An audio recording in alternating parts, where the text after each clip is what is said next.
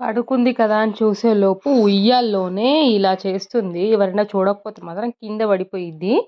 ఇంకా నీ పని అంతే, అవుట్ అవుతుంది.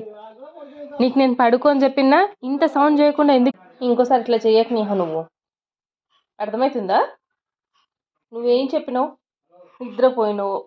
పాపం నిద్రపోతుంది కదా అని నేను కూడా డిస్టర్బ్ చేయొద్దు అని చేస్తే, నేను ఏం చేస్తుంది అని చూడడానికి వస్తే దాన్ని నిలబడి అటు ఇటు ఊగుతున్నావు. కింద పడితే ఉంటుంది తలకాయ. అస్సలు భయం లేదు నీకు, కొంచెం కూడా భయం లేదు.